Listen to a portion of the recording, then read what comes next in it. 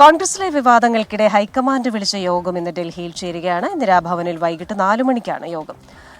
കോൺഗ്രസ് അധ്യക്ഷൻ മല്ലികാർജ്ജുൻ ഖർഗെയുടെയും ലോക്സഭാ പ്രതിപക്ഷ നേതാവ് രാഹുൽ ഗാന്ധിയുടെയും അധ്യക്ഷതയിലാകും യോഗം. കേരളത്തിൽ നിന്നുള്ള 40ഓളം നേതാക്കൾ ഈ യോഗത്തിൽ പങ്കെടുക്കും. വിനീത വിജിയാണ് വിവരങ്ങളുമായി ചേരുന്നത് ഡൽഹിയിൽ നിന്ന്. വിനീത, ഗുഡ് മോർണിംഗ്. ഈ യോഗത്തെക്കുറിച്ച് ഇന്നലെ നമ്മുടെ പ്രതിപക്ഷ നേതാവ് വി.ഡി. സതീശൻ പറഞ്ഞത് ഇത് തിരഞ്ഞെടുപ്പ് ഒരുക്കങ്ങൾ ചർച്ച ചെയ്യാനുള്ള യോഗമാണെന്നാണ്. പക്ഷേ അത്തരത്തിലല്ല, നേതൃമാറ്റം ഉൾപ്പെടെ ചർച്ചയാകുമെന്നുള്ള വിവരങ്ങളും നമുക്ക് ലഭ്യമാകുന്നുണ്ട്. യോഗത്തിന്റെ കൂടുതൽ വിവരങ്ങൾ എങ്ങനെയാണ്? Very good morning Pravitha and Christina.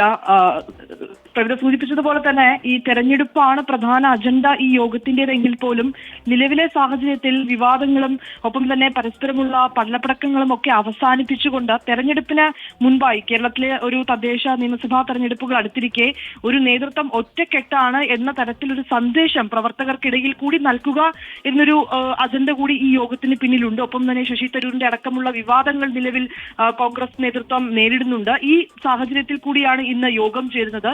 നേരത്തെ ക്രിസ്റ്റീന സൂചിപ്പിച്ചതുപോലെ ഇന്ദിരാഭവനിൽ വൈകിട്ട് 4 മണിക്കാണ് യോഗം ചേരുക. രാഹുൽ ഗാന്ധിയുടെയും ഒപ്പം തന്നെ അധ്യക്ഷൻ മല്ലികാർജ്ജുൻ ഖാർഗെയുടെയും നേതൃത്വത്തിലാണ് ഈ യോഗം ചേരുന്നത്. കേരളത്തിൽ നിന്ന് 40ഓളം കോൺഗ്രസ് നേതാക്കൾ ഈ യോഗത്തിൽ പങ്കെടുക്കുന്നുണ്ട്. പ്രതിപക്ഷ നേതാവ് വി.ഡി. സതീശൻ, കെ സുധാകരൻ, ഒപ്പം തന്നെ രമേശ് ചെന്നിത്തല എന്നിങ്ങനെ എം ഹസൻ അടക്കമുള്ള നേതാക്കളാണ് യോഗത്തിൽ പങ്കെടുക്കുന്നത്. ശശി തരൂരും ഇന്നത്തെ യോഗത്തിൽ പങ്കെടുക്കുമെന്ന് ഇന്നലെയും അദ്ദേഹം വ്യക്തമാക്കിയിരുന്നതാണ്. ഈ തെരഞ്ഞെടുപ്പുമായി ബന്ധപ്പെട്ടുകൊണ്ടുള്ള മുന്നൊരുക്കങ്ങൾ തന്നെയാണ് പ്രധാന ചർച്ചാ വിഷയം. ഏതാണ്ട് 6 മാസം മുൻപെങ്കിലും സ്ഥാനാർത്ഥിയെ പ്രഖ്യാപിക്കാൻ കഴിയുമോ എന്നുൾപ്പെടെയുള്ള കാര്യങ്ങളൊക്കെ ഇന്നത്തെ യോഗത്തിൽ തേടും. ഒപ്പം തന്നെ കെ സുധാകരൻ അധ്യക്ഷ സ്ഥാനത്ത് തുടരുമോ എന്നൊരു കാര്യത്തിൽ കൂടി ഇന്നത്തെ യോഗത്തിൽ ഒരു നിർണായക തീരുമാനമുണ്ടാകും.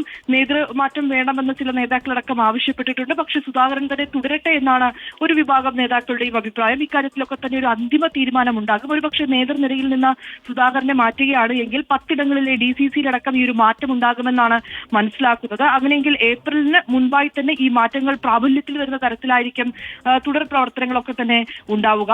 ഒപ്പം തന്നെ ഈ നമ്മൾ നേരത്തെ സൂചിപ്പിച്ചതുപോലെ തന്നെ ഈ വിവാദങ്ങൾ അവസാനിപ്പിച്ചുകൊണ്ട് ഒരു വലിയ പരസ്യ പ്രതികരണത്തിലേക്ക് നേതാക്കൾ കടക്കരുത് എന്നൊരു നിർദ്ദേശം കൂടി ഒരുപക്ഷെ ഇന്ന് ചേർന്ന യോഗത്തിൽ നൽകാൻ സാധ്യതയുണ്ട്. തെരഞ്ഞെടുപ്പുമായി ബന്ധപ്പെട്ടുകൊണ്ടുള്ള വിഷയങ്ങളുമൊക്കെ ഇന്നത്തെ യോഗത്തിൽ ചർച്ചയായേക്കും. ശരി.